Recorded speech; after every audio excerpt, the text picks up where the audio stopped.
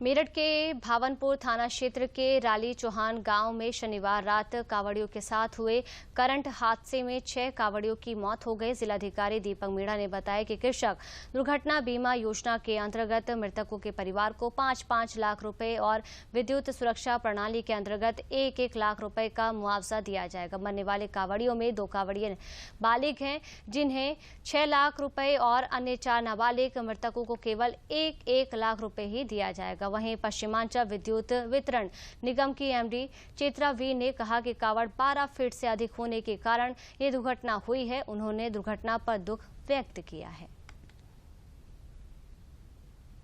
देखिए, जैसा आपको पहले अवगत करवाया गया था कि कल 8:15 के अराउंड रात में एक कांवड़ जो डीजे के साथ थी भावनपुर थाना क्षेत्र में राली चौहान करके गांव है, वहाँ पे उसी गांव से थी, वो अपने गांव में ही जा रही थी और डीजे का जो फ्रेम है वो 11 kV की एक लाइन से टच होने की वजह से उसमें करंट आया और जिसमें अराउंड 14 लोग झुलसे, जिनमें से 6 लोगों की मृत्यु हुई है। मेरे द्वारा और कप्तान साहब द्वारा अभी गांव में सभी लोगों से यहाँ पे वार्ता भी की गई और जो भी सहायता उसमें हमारी है, जैसे 2 हमारे लोग कृषक दुर्घटना से आच्छादित हो रहे हैं तो उनको 5 लाख का, दोनों को 5-5 लाख का वो उसमें क्लेम है।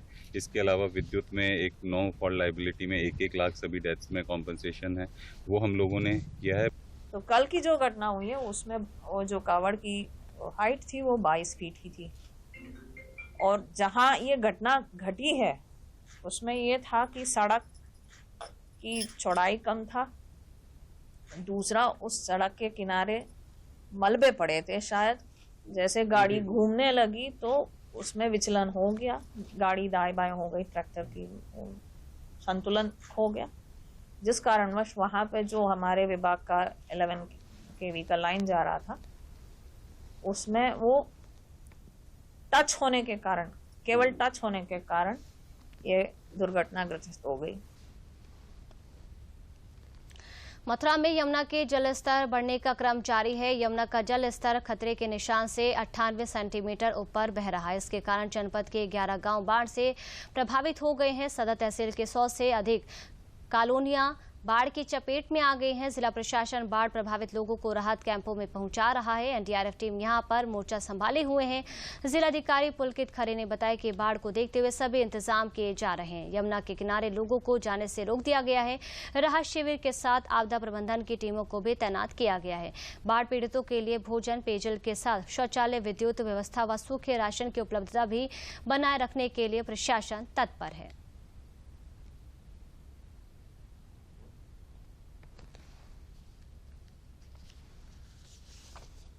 पिछले 4 दिनों से लगातार यमुना का जल स्तर जनपद मथुरा में बढ़ रहा है। इसमें प्रशासन कंट्रोल रूम के माध्यम से, सभी तहसीलों के माध्यम से, मजिस्ट्रेट्स और थानों के माध्यम से नजर रखे हुए हैं। खासकर जो हमारे यमुना जी के किनारे के गांव हैं, कुल 116 गांव जनपद के ऐसे हैं जो यमुना जी के किनारे पड़ते हैं। इसमें से कल रात तक 8 गाँव में पानी आ चुका है और उनके लोगों को एनडीआरएफ की टीम के माध्यम से और तहसील के अपने स्रोतों के माध्यम से बाढ़ शरणालय तक पहुंचाया गया है। शरणालय पे अगर मैं बात करूं तो लगभग 400 के ऊपर लोग इस समय मौजूद हैं।